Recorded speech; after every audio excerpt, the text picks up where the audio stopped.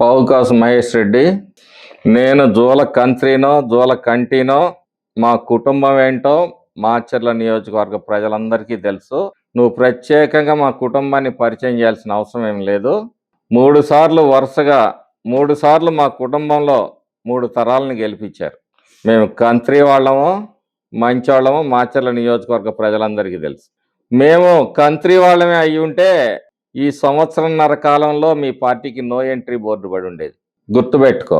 ఎన్ని అరాచకాలు చేసినా సామరస్యంగా ఎక్కడా డిస్టర్బెన్స్ లేకుండా నియోజకవర్గాన్ని శాంతియుతంగా నడుపుతూ ఉంటే వెనకుండి జంట హత్యలు చేపిస్తే అంటే ఆయన్ని వదిలిపెట్టి ఆయనకి కిరీటాలు పెట్టి కాళ్ళు మొక్కాలా? మాచర్లకి బహిరంగ చర్చకు వస్తానంటున్నావు. రా, యు ఆర్ ఆల్వేస్ వెల్కమ్. ఎప్పుడు వస్తావో, ఎక్కడికి వస్తావో, ఎంతమందితో వస్తావో అది నీ ఇష్టం. ఇక్కడ అభివృద్ధి నువ్వు వచ్చి చూపిస్తావా? మాచర్ల ప్రజలకి ఏమైనా కళ్ళు పోయినాయా? ఇక్కడ అభివృద్ధి జరిగిందో జరగలేదో తెలియదు అనుకుంటున్నావా? మాచర్లలో ఏం జరిగిందో నువ్వు వచ్చి చూపిస్తావా? రా, చూపిద్దురా. లెక్కలతో వస్తావా? రా, లెక్కలతో రా. నీ లెక్క తేల్చే పంపిస్తాం. ఇక్కడ ఎవడు నీ కూతలకి భయపడేవాడు ఎవడు లేడా.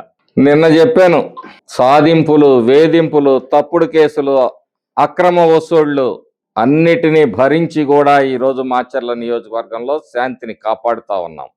నిన్న కంత్రి బ్రహ్మారెడ్డి గారు అంటాడు, నాగార్జున సాగరు ముత్యాల రాజు గారును జవహర్లాల్ నెహ్రూ గారు కట్టారంట. చరిత్ర తెలుసుకోవాలి. చదువు రాకపోతే ఆర్టికల్స్ చదివితే, వ్యాసాలు చదివితే మనకి చరిత్ర తెలుస్తుంది. ఆ రోజు నేను పుట్టలేదు, ఆయన పుట్టలేదు. జవహర్లాల్ నెహ్రూ గారు శంకుస్థాపన ఫౌండేషన్ వేశారు 1955లో. బహిరంగ చర్చకి దమ్ముందా మహేష్ రెడ్డికి? బహిరంగ చర్చకి రావడానికి దమ్ముందా అంటావు. టన్ను ఉన్నదే దమ్ము. చెప్పు, నువ్వు ఏ టైం పెట్టినా ఒక్కడనే వస్తానన్నాను, వస్తాను. మాచర్ల గురించి, గురజాల గురించి, పల్నాడు జిల్లాలో జరిగిన అభివృద్ధి గురించి బహిరంగ చర్చకి ఎప్పుడూ నేను సిద్ధమే. ఎక్కడ పెట్టినా నేను సిద్ధమే. మళ్ళీ చెప్తున్నా, మీరు ఏ టైంకి రమ్మన్నా రావడానికి రెడీగా ఉన్నాను.